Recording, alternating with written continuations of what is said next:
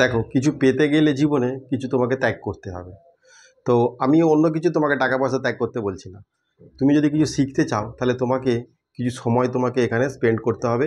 আর সেই সময় তুমি যেটা করতে, ধরো বন্ধুদের সাথে আড্ডা মারা বা গেম খেলা, একটু মস্তি করা, এইগুলো তোমাকে কিন্তু একটু ত্যাগ করতে হতে পারে। তাহলে কিন্তু তুমি ভালোভাবে এটা শিখতে পারবে। আজকে দেখো, ভালোকে সবাই ভালো বলে। ভালোকে সবাই ভালো বলে তো? ভালোকে সবাই ভালো বলে, রুমি সুন্দর গান করে, রবির মানসিক চিন্তা বাড়ছে। এই তিনটে বাক্য দেখো। এই তিনটে বাক্যের মধ্যে একটা দেখো, ভালোকে সবাই ভালো বলে। এখানে বিশেষ্য কোনটা আর বিশেষণ কোনটা? আমরা তো জানি যে বিশেষণ মানে দোষ, গুণ, অবস্থা, পরিমাণ, এরকম বোঝাবে বিশেষণ। তাহলে বিশেষণ যদি হয় তাহলে ভালো, তাহলে এইটা তো তাহলে বিশেষণ। আর রুমি সুন্দর গান করে, কেমন গান করে? সুন্দর গান করে, তাহলে সুন্দর বিশেষণ। রবির মানসিক চিন্তা বাড়ছে, এখানে তাহলে বিশেষণ কোনটা? তাহলে এইখানে একটা তোমাদের কিন্তু ছোট্ট একটা ট্রিক্স আছে, সেই ট্রিক্সটাই বলছি। প্রিয় শিক্ষার্থী, কেমন আছো তোমরা সব? আশা করি ভালো আছো। বাংলা ব্যাকরণ বিধি চ্যানেলে তোমাদেরকে আরও একবার স্বাগত। আজকে দেখো, আমি দু একটা ট্রিক্স নিয়ে এসেছি, যেটা কৌশল বলে। সেই কৌশলটা কিসের? তোমাদের অনেক ক্ষেত্রে একটা সমস্যা হয় বিশেষ্য আর বিশেষণ চেনার ক্ষেত্রে। তো আমি অনেকেই দেখি যে খাতাতে খুব ভুলভাল করে ফেলে, বিশেষ্য বিশেষণ চিনতে পারছে না। তো সেইটা যদি তোমরা সহজে চিনতে পারো, তার কয়েকটা আমি কৌশল এখানে তোমাদেরকে বলবো। চলো দেখে নেওয়া যাক। এখানে দেখো, ভালোকে সবাই ভালো বলে, রুমি সুন্দর গান করে, রবির মানসিক চিন্তা বাড়ছে। তো এই তিনটে বাক্যের মধ্যে দেখো সিমিলারিটি দেখো। এখানে বিশেষ্য আর বিশেষণ তোমরা বাক্য থেকে পদগুলোকে, বিশেষ্য আর বিশেষণ পদগুলোকে কি করে আলাদা করবে? তাহলে এই যে ভালোকে সবাই ভালো বলে, যদি বিশেষণ হয়, তাহলে বাক্যের মধ্যে কোনো না কোনো পদকে, বিশেষ করে বিশেষ্য অথবা সর্বনাম, এই দুটি পদকে কিন্তু বিশেষায়িত করবে। মানে তাদেরকে একটু মডিফাই করবে, তাদের একটু মানে বিচার করবে যে তুমি খুব ভালো বা তুমি খুব খারাপ, এইরকম একটা মডিফাই করবে, বিশেষায়িত করবে। তাহলে ভালোকে সবাই ভালো বলে, তোমাদেরকে যদি নির্ণয় করতে দেয় যে এখান থেকে বিশেষ্য আর বিশেষণ নির্ণয় করো, তাহলে তোমরা কি করবে? এই একটা ভালো, এই একটা ভালো, দুটো ভালো আছে, তাহলে দুটো ভালোই তোমরা বিশেষণ করে দেবে।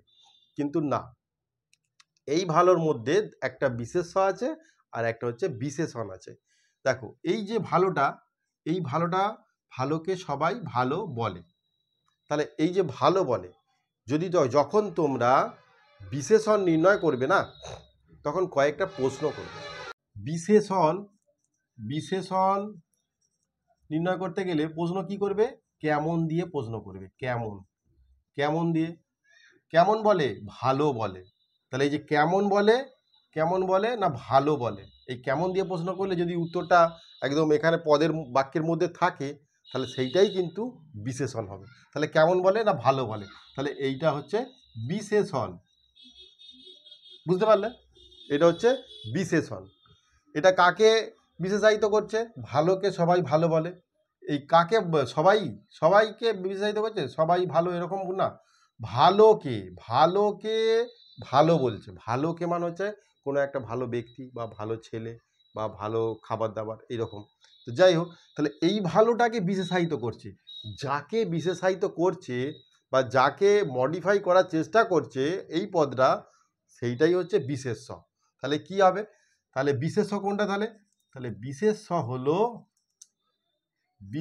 হলো কি না, এর সঙ্গে আরেকটা খুব মানে গুরুত্বপূর্ণ কৌশল আছে, সেইটা হলো বিশেষ্য পদের সঙ্গে কিন্তু র, এর, দ্বারা, দিয়া, এই সব যে বিভক্তিগুলো আছে, এই সব বিভক্তিগুলো কিন্তু যোগ হয় বিশেষ্য বা সর্বনাম পদের সঙ্গে, কিন্তু বিশেষণ পদের সাথে হয় না। এবার তুমি লক্ষ্য করো প্রথম পদটা, ভালোকে, ভালোর সঙ্গে কে বিভক্তি যুক্ত আছে, তাহলে এইটা তোমরা চোখ বুঝে বলে দেবে যে এটা বিশেষ্য পদ, কারণ এখানে কে বিভক্তি যুক্ত আছে, তাই তো?